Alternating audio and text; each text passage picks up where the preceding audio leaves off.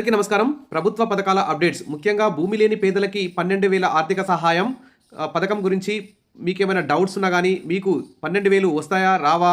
మరి భూమి లేని పేదల్ని ఎలా గుర్తిస్తుంది ప్రభుత్వం అనే అంశాల మీద ఈ వీడియో అయితే చేస్తున్నాను. జనవరి 21 నుంచి 24 వరకు ఈ ఇందిరమ్మ ఆత్మీయ భరోసా పథకం, అంటే భూమి లేని పేదలకి 12,000 ఇచ్చే పథకంపై గ్రామ సభల్లో అయితే నిర్ణయం తీసుకునే అవకాశం ఉంది. అసలు ఏ గ్రామంలో ఎవరు పేదలు అనేటువంటి అంశం మీద నిర్ణయం అయితే తీసుకునే అవకాశం ఉంది. ముఖ్యంగా ఇది పట్టణ ప్రాంతాలకైతే వర్తించదు. కేవలం గ్రామీణ ప్రాంతాలకు చెందినటువంటి భూమి లేని పేదలకి 12,000 ఆర్థిక సహాయం చేసే పథకం. దీని మీద తెలంగాణ ప్రభుత్వం చాలా స్పీడ్గా అయితే ఉంది. జనవరి 26వ తేదీన ఈ 12,000 రూపాయలని లబ్ధిదారుల ఖాతాల్లో జమ చేయాలని చూస్తూ ఉంది. మరి జనవరి 21 నుంచి 24 వరకు గ్రామాల వారీగా గ్రామ సభలు నిర్వహించి ఎవరు పేదవారు అనేటువంటి గుర్తించి వారికి సంబంధించి 12,000 వేయాలని చెప్పి ప్రభుత్వం అయితే శ్రీకారం చుడుతుంది. దీనికి సంబంధించి భూమి లేని వారికి 12,000. మరి ఈ కార్డు అయితే తప్పనిసరిగా ఉండాలి. ఏదంటే ఉపాధి హామీ కార్డు, అంటే 100 రోజుల పనికి సంబంధించినటువంటి ఉపాధి హామీ కార్డు ఉన్న వారికి మాత్రమే ఈ 12,000 రూపాయలు అయితే వస్తాయి. మరి ఉపాధి హామీ కార్డు ఉన్నంత మాత్రాన 12,000 రావాలని అయితే రూల్ లేదు. ఎందుకంటే కొంతమందికి 2-3 ఎకరాలు, 4 ఎకరాలు, 5 ఎకరాల భూమి ఉన్నా కానీ వారికి ఉపాధి హామీ కార్డు అయితే ఉంది. కాబట్టి వారికి సెంటు భూమి ఉన్నా కానీ ఈ రైతు ఆత్మీయ భరోసా 12,000 సాయం అయితే వర్తించదు. కాబట్టి ఉపాధి హామీ కార్డు ఉండాలి. వారి పేరు మీద ఒక సెంటు భూమి కూడా ఉండొద్దు. అలాంటి వారికి మాత్రమే ఈ 12,000 ఆర్థిక సాయం అయితే ప్రభుత్వం అందిస్తుంది. ఇక దీనికి సంబంధించి మరి ఇందిరమ్మ ఆత్మీయ భరోసా పథకం కింద ప్రతి సంవత్సరానికి 12,000, సీజన్కి 6,000 చొప్పున అందిస్తారు. సుమారు 10 లక్షల మంది తెలంగాణ రాష్ట్రంగా అర్హులు ఉంటారని చెప్పేసి తెలంగాణ ప్రభుత్వం అంచనా వేసింది. మరి ఉపాధి హామీ పథకం ద్వారానే ఈ అర్హులను గుర్తిస్తారని చెప్పేసి ప్రభుత్వం అయితే ప్రకటించింది. ఇది మాత్రం చాలా విమర్శలకు తావిస్తోంది. ఎందుకంటే కొంతమందికి చాలామందికి భూమి లేని వారికి ఉపాధి హామీ కార్డు అయితే లేదు. అప్పుడు సరే, మాకు ఉపాధి హామీ కూలికి వెళ్తే చాలా తక్కువ వేతనం వస్తుంది అని చెప్పేసి వాళ్ళు ప్రైవేట్గా ఇతర కూలీ పనులకు వెళ్ళే వాళ్ళు. కాబట్టి చాలామంది ఉపాధి హామీ కార్డు అయితే తీసుకోలేదు. మరి భూమి లేని వారికి కూడా ఉపాధి హామీ కార్డు లేదు. కాబట్టి ఉపాధి హామీ కార్డు లేని వారికి కూడా భూమి లేని వారిని గుర్తించాలని చెప్పి ఇక్కడ ప్రజలందరూ కూడా కోరుతున్నారు. మరి ఉపాధి హామీ జాబ్ కార్డు, మరి బ్యాంక్ అకౌంట్ కూడా ఉండాలి. ఈ బ్యాంక్ అకౌంట్ కూడా యాక్టివేషన్లో ఉండాలి. మినిమం బ్యాలెన్స్ ఉండాలి. తర్వాత ఆధార్ కార్డుతో లింక్పై, ఫోన్ నెంబర్తో లింక్పై ఉంచుకోవాలి. జాబ్ కార్డు, బ్యాంక్ అకౌంట్ రెండు కూడా లింక్పై ఉండే విధంగా చూసుకోండి. అదేవిధంగా బ్యాంక్ అకౌంట్కు ఆధార్ కార్డు లింక్ అయి ఉన్న వారికి మాత్రమే ఇది వర్తిస్తుంది. ఇక 2023-24 ఆర్థిక సంవత్సరానికి సంబంధించి కనీసం ఉపాధి హామీ పథకంలో 20 రోజులు పనిచేసి ఉండాలి. ఈ నిబంధన అయితే పెట్టడం జరిగింది. ఉపాధి హామీ కార్డు ఉండగానే సరిపోదు, సెంటు భూమి లేకుండా ఉండగానే సరిపోదు. కనీసం 2023-24 సంవత్సరానికి సంబంధించి కనీసం 20 రోజులు ఉపాధి హామీ పని, అంటే ఆ 100 రోజుల పనిలో 20 రోజులైనా పాల్గొని ఉండాలి. ఎందుకంటే మీకు అక్కడ మస్టర్లు వేస్తారు, ఆధార్ వేస్తారు, మీ అకౌంట్లో డబ్బులు కూడా పోస్ట్ ఆఫీస్లో పడతాయి. ఇలా వాళ్ళు అధికారులు అయితే నిర్ధారణ, ఫీల్డ్ అసిస్టెంట్ వీళ్ళందరూ కూడా నిర్ధారణ చేసుకుంటారు. ఇక్కడ ఎలాంటి అవకతవకలు అయితే తావుండదు. ఇక ధరణి పోర్టల్లో మీ పేరుపై భూమి లేని వారై ఉండాలి. ఏమంటే వెంటనే మీ ఆధార్ కార్డు నెంబర్ కొట్టగానే ధరణి పోర్టల్లో మీ పేరు మీద ఏమైనా భూమి ఉంటే చూపిస్తుంది. కాబట్టి ధరణి పోర్టల్లో భూమి లేని వారై ఉండాలి. ఇక గ్రామ పంచాయతీ తీర్మానంలో అభ్యంతరాలు ఉండకూడదు. సెంటు భూమి లేకుండా ఉపాధి హామీ కార్డు ఉండి 2023-24 సంవత్సరంలో కనీసం 20 రోజులు ఉపాధి హామీ పనికి హాజరై ఉన్న వారిని మాత్రమే గ్రామ పంచాయతీలో వారి పేర్లందరినీ చదువుతారు. చదివిన తర్వాత అందరి అభిప్రాయాలు, గ్రామ సభల అభిప్రాయాలు తీసుకుంటారు. ఆ విధంగా గ్రామ సభలో ఎలాంటి అభ్యంతరం లేకుండా ఎవరి పేర్లు అయితే సూచించబడతాయో వారి పేర్లని గ్రామ పంచాయతీలో ఒక ఫ్లెక్సీలో కూడా రాయించాలని చెప్పేసి, ప్రదర్శించాలని చెప్పేసి సీఎం గారు కలెక్టర్లకు ఆదేశాలు అయితే జారీ చేయడం జరిగింది. కాబట్టి ఈ నెల జనవరి 21-24 మధ్య గ్రామాల వారీగా లబ్ధిదారుల జాబితా అయితే విడుదలవుతుంది. ఇక ఇప్పటి వరకు 4,99,495 మందిని అర్హులుగా అయితే గుర్తించారు. ఈ 2-3 రోజుల్లో ఇంకొక 5 లక్షల మందిని చెక్ చేసి వాళ్ళ యొక్క అకౌంట్లోని ఉపాధి హామీ కార్డులోని వాళ్ళు ఎన్ని రోజులు పనిచేసి 20 రోజులు పనిచేసినారా లేదా అని చెప్పేసి చూసి ఇంకా 5 లక్షల మంది గుర్తిస్తారు. మొత్తం 10 లక్షల మంది ఈ ఇందిరమ్మ ఆత్మీయ భరోసా, అంటే భూమి లేని పేదలకు 12,000కు సంబంధించి అర్హులను గుర్తించే అవకాశం ఉంది. ఇక ఉపాధి హామీ జాబ్ కార్డు, బ్యాంక్ అకౌంట్ ఖచ్చితంగా ఉండాలి. బ్యాంక్ అకౌంట్కు ఆధార్ కార్డు లింక్ అయి ఉండాలి. ఉపాధి హామీ పథకంలో కనీసం 2023-24లో 20 రోజులు పనిచేసి ఉండాలి. గ్రామ పంచాయతీ తీర్మానంలో అభ్యంతరాలు ఉండాలి.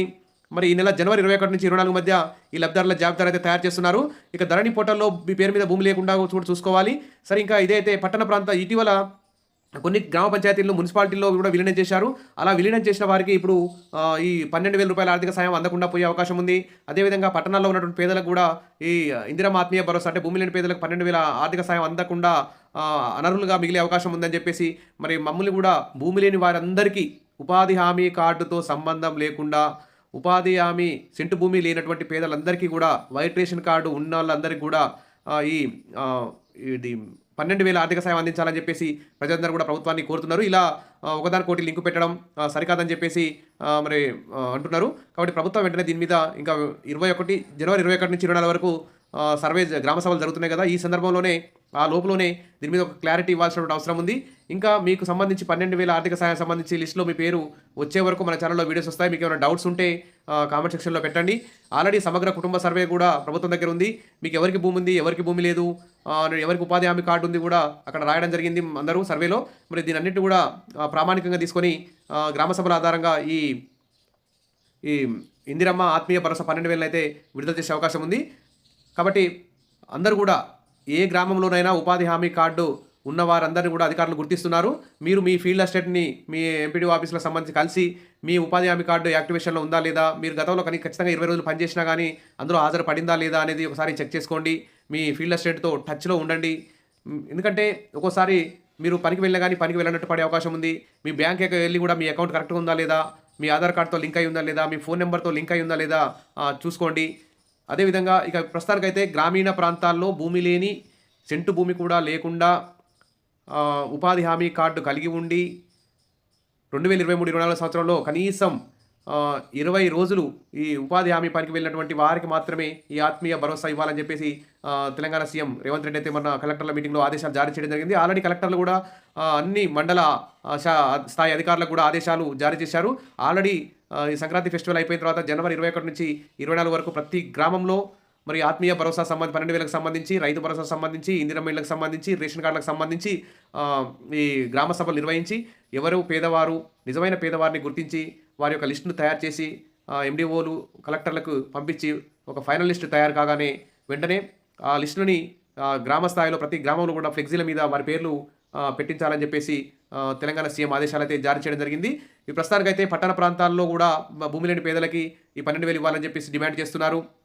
తర్వాత ఉపాధి హామీ కార్డుతో సంబంధం లేకుండా ప్రతి సెంటు భూమి లేని ప్రతి వ్యక్తికి ఈ 12,000 ఇవ్వాలని చెప్పేసి డిమాండ్ చేస్తున్నారు. ఇటీవల గ్రామ పంచాయతీలుగా ఉన్నటువంటి గ్రామాలు కొన్ని మున్సిపాలిటీలో విలీనమైనాయి. అలా మున్సిపాలిటీలో విలీనమైనటువంటి వారికి కూడా మరి ఆత్మీయ భరోసా మీద 12,000 ఆర్థిక సాయం చేయాలని చెప్పి కూడా డిమాండ్ అయితే చేస్తున్నారు. ఇక రేషన్ కార్డు ఉండి సెంటు భూమి లేకుండా ఉండి ఉన్నటువంటి వారికి కూడా ఉపాధి హామీ కార్డు లేకున్నా కూడా ఇవ్వాలని చెప్పేసి డిమాండ్ చేస్తున్నారు. ఇక వెంటనే ప్రతి ఒక్కరు కూడా మన ఛానల్లో అప్డేట్ కోసం చూడండి. మీకు ఏమైనా డౌట్స్ ఉంటే కామెంట్ సెక్షన్లో పెట్టండి. నేను వెంటనే ఆ డౌట్స్ కూడా క్లియర్ చేయడానికి ప్రయత్నం చేస్తాను. ఇక చాలామంది మన ఛానల్లో కూడా ఈ ఆత్మీయ భరోసా సంబంధించి చాలా పాత వీడియోస్ కూడా ఉన్నాయి. మీ డౌట్స్ మొత్తం క్లియర్ చేసుకోండి. ఇక భూమి లేని వారికి ఇది ఒక గుడ్ న్యూస్ అని చెప్పుకోవచ్చు. తెలంగాణ ప్రభుత్వం నూతన సంవత్సర సంక్రాంతి కానుకలుగా మొదటి విడతగా మీ అకౌంట్లో 6,000 అయితే వేస్తుంది.